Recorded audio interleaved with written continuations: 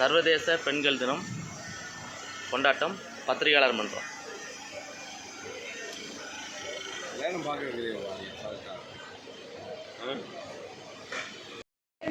முக்கிய பணியை ஏற்றுள்ளார். சமூக நலனில் அக்கறை கொண்டு தனது அனுபவத்தை அரசியல் பயன்பாட்டிற்கு மக்கள் சேவைக்கும் விரும்பும் கௌதமி அவர்களை வரவேற்கிறோம்.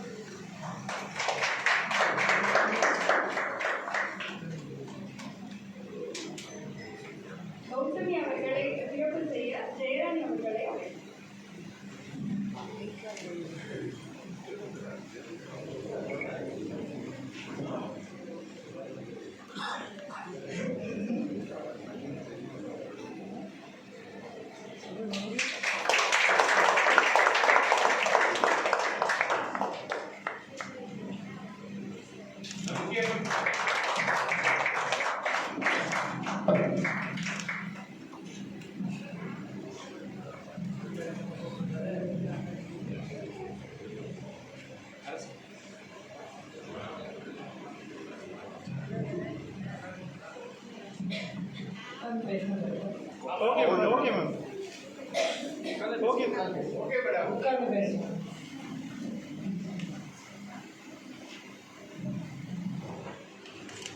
Honorable Minister of Social Welfare, Honorable Major Sekhar, my honorable editors of print and media, and everyone here who are literally the conscience keepers of our nation.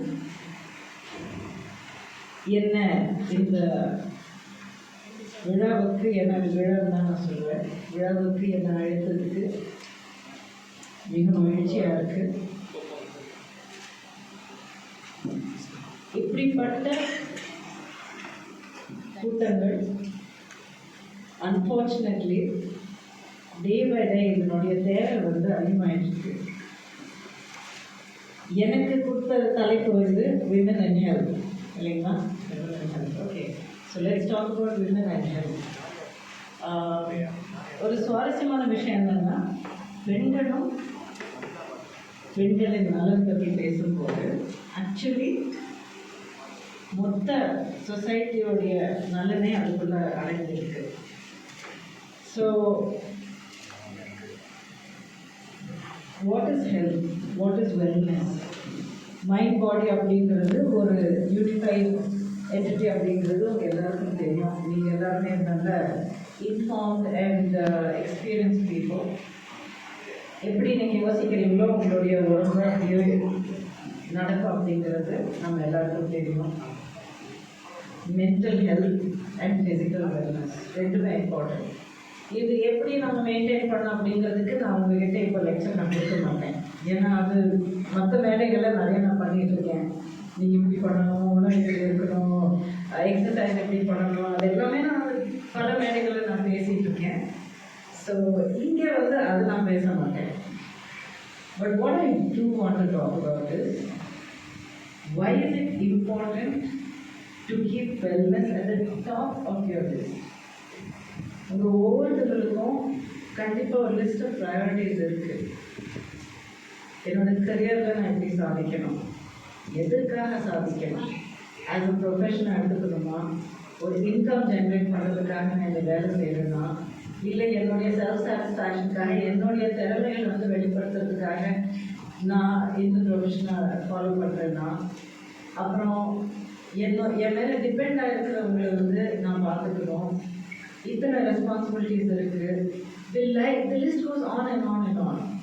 And what I have found is இப்படிப்பட்ட ஒரு list போடும்போது 1 2 3 4 அப்படின்னு போடும்போது ஒரு 10 இருக்குன்னு வச்சுக்கோங்க. 11ஆவது தான் பெண்கள் நாங்கள் அந்த லிஸ்ட்டில் போட்டுக்கிறாங்க. இது நிஜமாக சொல்லணும்னா நான் கூட இந்த தப்பு நான் பண்ணியிருக்கேன். Even I have done that mistake. நானும் கில்டி தான். ஆனால் ஒரு கட்டத்தில் we realize that நம்மளை நம்ம நெக்லெக்ட் பண்ணிக்கிறதுனால நமக்கே நஷ்டம் மட்டும் இல்லாமல் நம்மளை சுற்றி இருக்கிற எல்லாருக்குமே நஷ்டம் வரும். நம்ம மேலே டிபெண்ட் ஆகிற நம்மளுடைய ஃபேமிலி, நம்மளை பார்த்து வளர்ந்துருக்கிற நம்மளுடைய குழந்தைங்க. ஏன்னா நம்ம வந்து ஸ்ட்ராங்காக பாசிட்டிவாக இருந்து நம்ம வந்து ஒரு விஷயத்த நம்ம கையில் எடுத்துட்டு நல்ல தைரியமாக செயல்படும் போது நம்ம குழந்தைங்களை நம்மளை பார்த்துட்டு ஓ இப்படி தான் இருக்கணுமா அப்படின்னு சொல்லி அவங்க கற்றுப்பாங்க. ஸோ லைஃப்பில் நீங்கள் உங்களுக்கு ஒரு முக்கியத்துவம் கொடுக்கணும். You are important in your life அப்படிங்கிறது நீங்கள் உங்கள் குழந்தைங்களுக்கு சொல்லி கொடுக்கணும்னா அது நீங்கள் செஞ்சு அவங்களுக்கு காட்டணும். You are their first teacher. You are your children's most impactful teacher for life. So, நிலை வந்து அவங்க எங்கேயோ ஒரு இடத்துல இருந்து இதை எழுதியிருந்தாங்க. மேடம் பேசுறதுக்கும் இதுக்குமான தொடர்பு ரொம்ப வலிமையாக இருக்குது அப்படின்னு நான் நம்புகிறேன். மிக்க நன்றி. அடுத்ததாக தமிழ்நாட்டில் முதல் முறையாக, குறிப்பாக தமிழக ஊடகங்களில் முதல் முறையாக மரியாதைக்குரிய எங்களது தோழியுமான சுகிதா அவர்கள் ஒரு நியூஸ் 7 அப்படிங்கிற ஊடகத்திற்கு தலைமை ஆசிரியராக பொறுப்பேற்றிருக்காங்க. முதல் பெண் ஆசிரியர் சுகிதா அவர்கள். இப்போ சமீபத்தில் அவங்க வந்து ஒரு மிக முக்கியமான ஒரு விருதை வாங்கியிருக்காங்க. கலைஞரோட எழுதுகோள் விருதை வாங்கியிருக்காங்க. அதற்காக பத்திரிகையாளர்கள் தெரிவிக்கிறோம். சுகிதா வந்து பர்சனலாக ஒரு ஃப்ரெண்டாகவும் அவங்கள எனக்கு தெரியும். நாங்கள் எல்லாரும் இங்கே இருக்க ஊடகங்களில் இருக்க பல பேர் வந்து சன் டிவியில் அவங்களோட ஊடக பணியை துவங்கி அதுக்கப்புறம் நிறைய ஊடகங்கள் வந்திருக்கு. அதுக்கப்புறம் நல்லா பல ஊடகங்களுக்கு அவங்க பயணிச்சிருப்பாங்க. ஸோ ஆரம்ப காலத்துலேருந்து இப்போ வரைக்கும் அவங்களோட பணி பற்றியும் எவ்வளோ ஒரு கிராமப்புறத்திலேருந்து வந்து தொடர்ந்து கடுமையான பணி செய்து தன்னை மேம்படுத்தி கொண்டே வந்திருக்காங்க. அந்த மேம்படுத்துறதுக்கான ஒரு அங்கீகாரமாக தான் இன்னைக்கு அவங்க வந்து ஆசிரியராக பொறுப்பேற்றிருக்காங்க. இன்னைக்கு பல விருதுகளையும் அவங்க கொடுத்திருக்காங்க. அப்படிப்பட்ட சுகிதா அவர்களை இந்த மேடையில் அழைப்பதும் அவர்களை கவனிப்பதும் அவர்களை பேச வைத்ததற்கும் பத்திரிகையாளர் மற்றும் பெருமை கொள்கிறது. அவர்களை கவனிப்பதற்காக புதிய தலைமுறையின் சப் எடிட்டர் பிரியா அவர்களை அழைக்கிறோம்.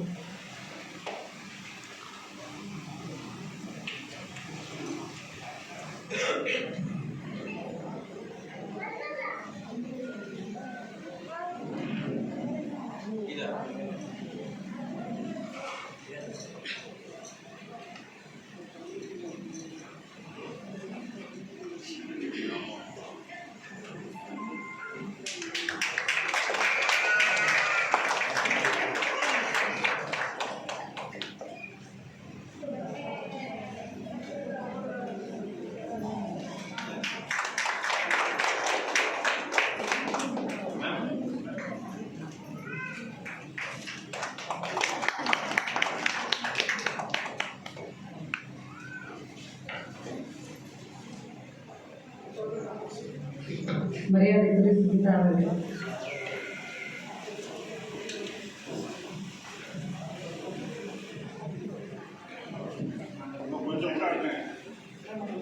லைட்டிங் இருக்கா?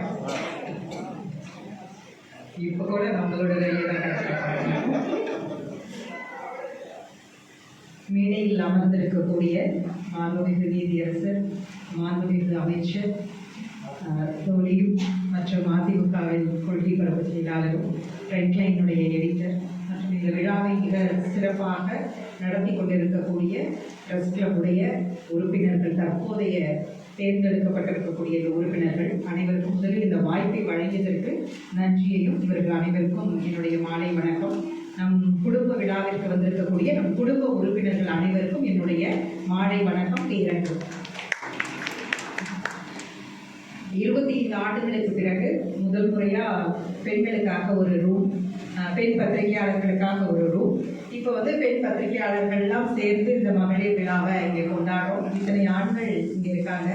நிறைய விஷயங்கள் இங்கே நமக்கு தெரிஞ்சது தான். இதில் ரொம்ப முக்கியமானது இந்த விசாகா கமிட்டியை ஒரு கோரிக்கையாக கூட நாம் இங்கேருந்து எடுத்துகிட்டு போகிறோம். ஒரு மெசேஜாக இல்லாத நியூஸ் ரூம்களில், இல்லாத மீடியா ஹவுஸில் அதை இதை வந்து நம்ம சொல்கிறதுக்கு கொஞ்சம் வருத்தமாக தான் இருக்குது. ஏன்னா அது வந்து விசாகா கமிட்டி வைக்கணும் அப்படிங்கிறதும் ஐசிசி கம்ப்ளைண்ட்ஸில் இருக்கணும் அப்படிங்கிறது வந்து சட்டத்தில் இருக்குது. ஒவ்வொரு நியூஸ் ரூம்லேயும் அது போர்டாக இருக்கணும். ஆஃபீஸோட ஆர்கனைசேஷனில் ஏதோ ஒரு இடத்துல டிஸ்பிளே பண்ணியிருக்கணும். அதோட கைட்லைன்ஸ் அப்படிங்கிறத சட்டம் சொல்லுது. ஆனால் இன்னும் பெரும்பாலான நியூஸ் ரூம்ல இல்லை, மீடியா ஹவுஸ்ல இல்லைன்றது வந்து ஒரு வருத்தத்திற்குரிய ஒரு செய்தியாக இருக்கு. அதை பிரஸ் கிளப் மூலமாக அதை ஒரு கேம்பெயினா எல்லாருக்கும் வைக்கிறதுக்கான ஒரு முயற்சி அப்படிங்கிறது ஒரு நல்ல ஒரு இனிஷியேட்டிவ். இந்த மகளிர் தின விழாவில் அது தொடங்கலாம்.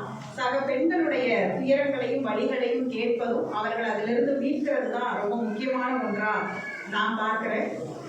இங்க வந்திருக்கக்கூடிய ஆண்களாக இருக்கட்டும் அல்லது வெளியில் இருக்கக்கூடிய ஆண்கள், இதை பார்த்து கொண்டிருக்கிற ஆண்கள், குறிப்பாக ஊடகங்களில் இருக்கக்கூடிய ஆண்களுக்கு ஒரே ஒரு கோரிக்கை, அவ்வளவுதான், ஒரே ஒரு மெசேஜ் தான்.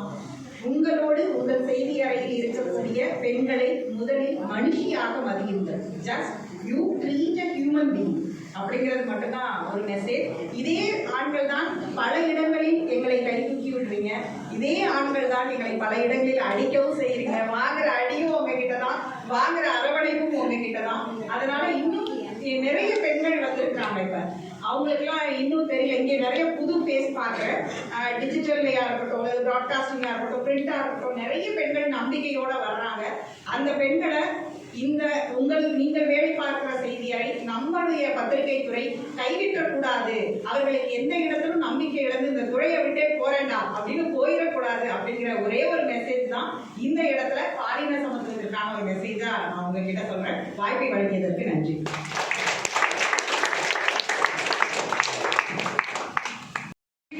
ஆசிரியராக பணியாற்றி வரும் வைஷ்ணா ராய் அவர்களை வரவேற்கிறோம். இவர்களது தலைமையில் ஃப்ரண்ட்லைனில் அரசியல், சமூகம், பொருளாதாரம், சுற்றுச்சூழல், கலாச்சாரம் மற்றும் அறிவியல் போன்ற பல்வேறு துறைகளில் ஆழமான பகுப்பாய்வுகளை வழங்கி வருகிறது. இன்று வரை வைஷ்ணா ராய் தனது திறமையான பத்திரிகை அணுகுமுறையால் ஃப்ரண்ட்லைனை ஒரு நம்பகமான சிந்தனையை தூண்டும் ஊடகமாக தொடர்ந்து வழிநடத்தி வருகிறார். இந்நிகழ்ச்சியில் அவரை வரவேற்பதில் நாம் பெருமிதம் கொள்வோம்.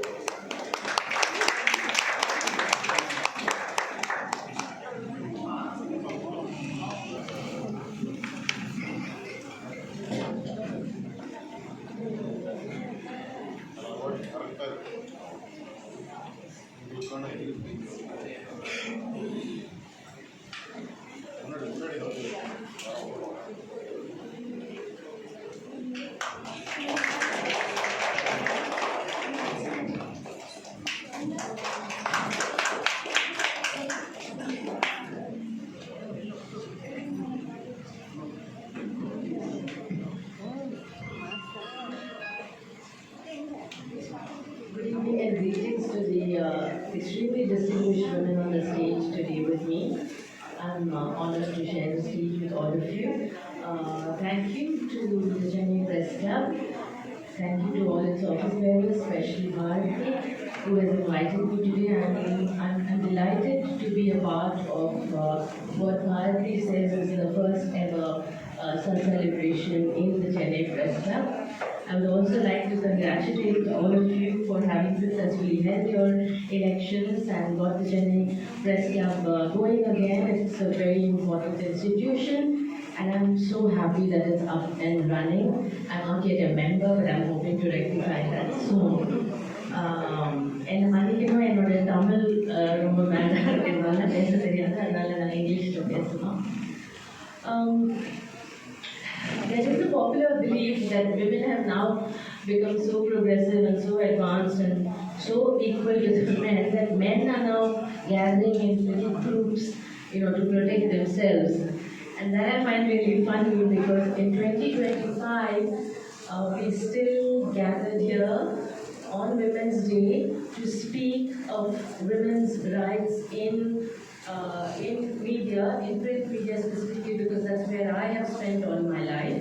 And we're trying to figure out, how was the struggle for them to get to where we are today, and how much further we still have to go, So, I will share some statistics with you.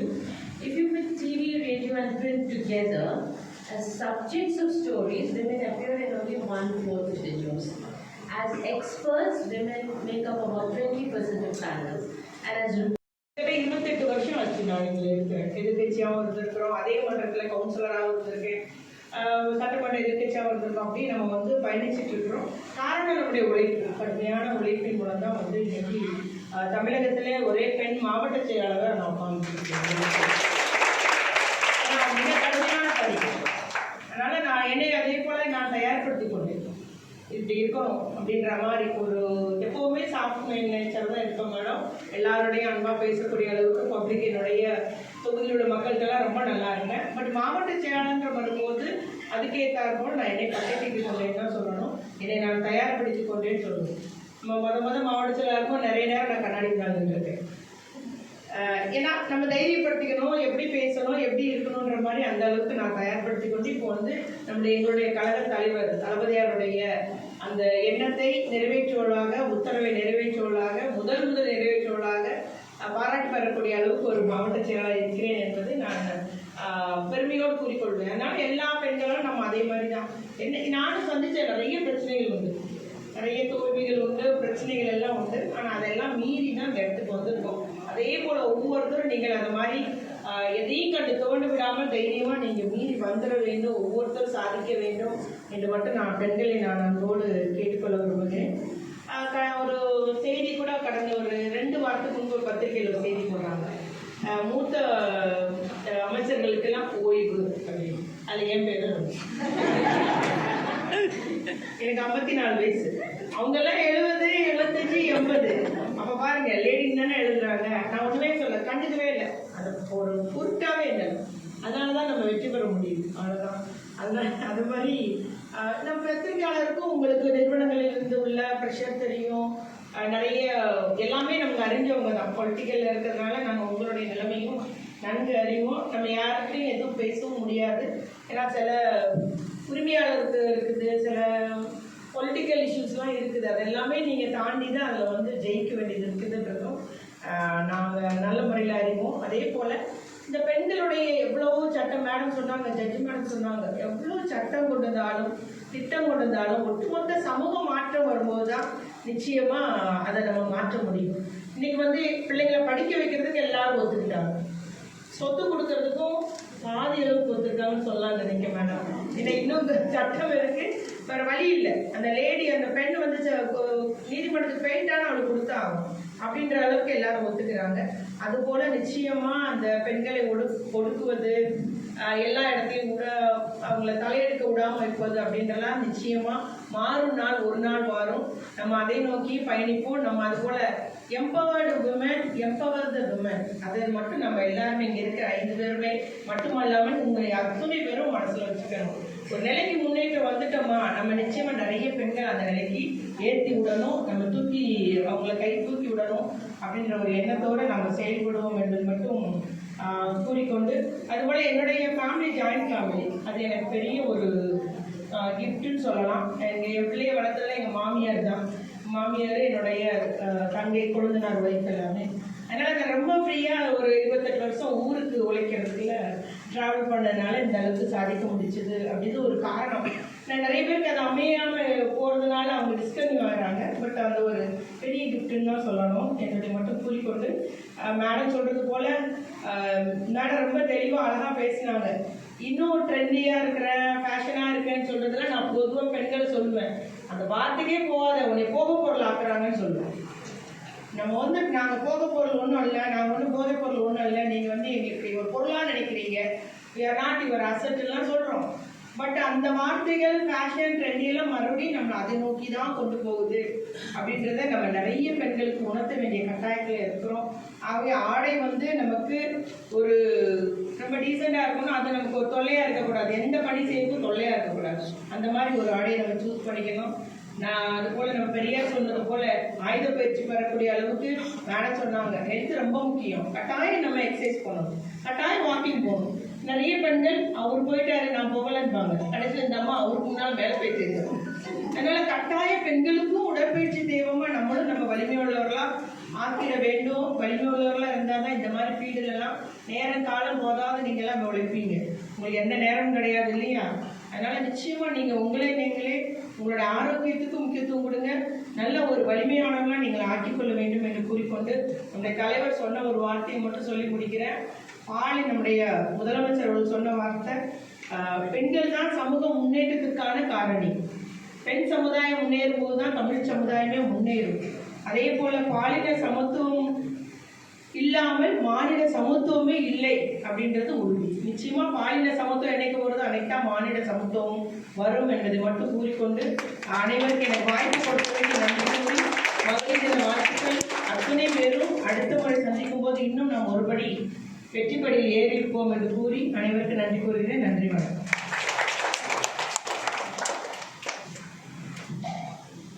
மிகவும் நன்றி madam. இந்த கோரிக்கை அப்படியே நீங்கள் நினைவு வச்சுக்கணும் அப்படின்னு சொல்லிட்டு பொதுவாக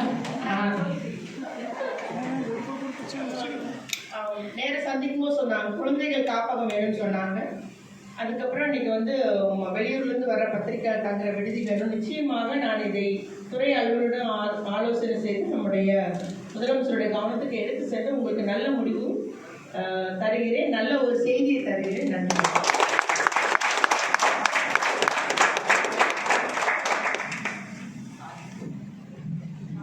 ஆக்சுவலி இதே மாதிரி ஒரு புக் ரிலீஸ் ஃபங்க்ஷனில் நான் மேடம் கிட்ட வந்து ஒரு கோரிக்கை வச்சேன். டெஸ்டிடியூட் உமன், இங்கே நிறைய வந்து சிங்கிள் விமன்ஸ் இருக்கிறாங்க, அவங்களுக்கு வந்து ஒரு சேஃப்டி, ஒரு ப்ரொடெக்ஷன், அவங்க அதாவது இன்டர்நேஷ்னல் லெவல்லையே வந்து நீங்கள் விடோஸாக இருந்தால் அவங்களுக்கு ஸ்கீம்ஸை கவர்மெண்ட் ஃப்ரேம் பண்ணும், பாலிசிஸ்லாம் வைப்பாங்க. டெஸ்டிடியூட் உமன்ஸ் அப்படின்னு வரும்போது அது லிஸ்ட்லேயே வராது, அது கணக்கிலேயே எடுத்துக்கொள்ளப்படாது. அவங்களுக்காக வந்து நீங்கள் வந்து ஏதாவது ஒரு வெல்ஃபேர் போர்டோ ஏதோ வைக்கணும்னு ஒரு கோரிக்கை வச்சேன். அடுத்த ஒரு வாரத்திலேயே வந்து அதை வந்து அவங்க அமைச்சாங்க. அதுக்கு இந்த இடத்துல நன்றி சொல்லி நன்றி மேம், உறுதிப்படுத்திட்டாங்க. என் அனுபவத்தை சொன்னேன். பொதுவாகவே இப்படியான ஒரு பெரிய நிகழ்ச்சிகள் நடக்கும்போது நன்றி உரை அப்படின்றது வந்து ஒரு சடங்குக்காக தான் சொல்லுதா, ஆனால் நன்றி உரை கிடையாது. இந்த நிகழ்ச்சி வந்து இனி வருஷா வருஷம் இந்த பத்திரிகையாளர் மன்றத்தில் மகளிர் தினம் கொண்டாடப்படும் அப்படிங்கிற ஒரு நம்பிக்கையை வந்து எங்களுக்கு வந்து கொடுத்துருக்குது. அது ரொம்பவே சந்தோஷமா இருக்குது. எங்களோட சிறப்பு விருந்தினர்கள் வந்து அவங்களோட கடுமையான பணிச்சுமைக்கு இடையிலேயும் வந்து நிகழ்ச்சியை ரொம்ப சிறப்பாகவே அவங்களோட கருத்துக்களை சொல்லியிருக்காங்க. சமூக நலத்துறை அமைச்சர் மாண்புமிகு கீதா ஜீவன் அவர்களுக்கும், சென்னை உயர்நீதிமன்ற நீதியரசர் மஞ்சுளா அவர்களுக்கும், திரைக்கலைஞரும் அதிமுக கொள்கை பரப்பு செயலாளருமான கௌதமி அவர்களுக்கும், ஃப்ரண்ட்லைன் தலைமை ஆசிரியர் வைஷ்ணவ ராய் அவர்களுக்கும், நியூஸ் 7 தமிழ் தலைமை ஆசிரியர் சுகிதா அவர்களுக்கும் மிக்க நன்றி. இது வெறும் மகளிர் தினம், வெறும் மகளிர் மட்டும் வந்தால் போதும் அப்படின்னு நினைக்காம சக தோழர்கள் நிறைய ஆண்கள் வந்திருக்காங்க. அவங்களுக்கு எல்லாருக்கும் ரொம்ப நன்றி. இப்போ வந்து எங்கள் பத்திரிகையாளர் மன்றத்தில் பெண்களோட எண்ணிக்கை ரொம்ப ரொம்ப கம்மி தான். அவங்களோட நிறைய பேர் அப்ளை பண்ணியிருக்காங்க, மறுபடியும் வந்து கேட்டுகிட்டே இருக்கிறாங்க அறிமுகப்படுத்தணும் அப்படின்னு. முன்னே ரொம்ப கம்மியாக இருந்தாங்க, அதனால வெறும் 140 அந்த அளவுக்கு இருந்துச்சு. அந்த கூட்டம் கூட இப்போ வரல. ஸோ நான் எங்கள் துணைத் தலைவருக்கு என்ன கோரிக்கை வைக்கிறேன் அப்படின்னா, வருஷத்துக்கு ஒரு தடவை இது மாதிரி கொண்டாடணும் அப்படி இல்லாமல் மாதம் மாதம் ஒரு கூட்டத்தை நீங்கள் முன்னெடுக்கணும். ஒவ்வொரு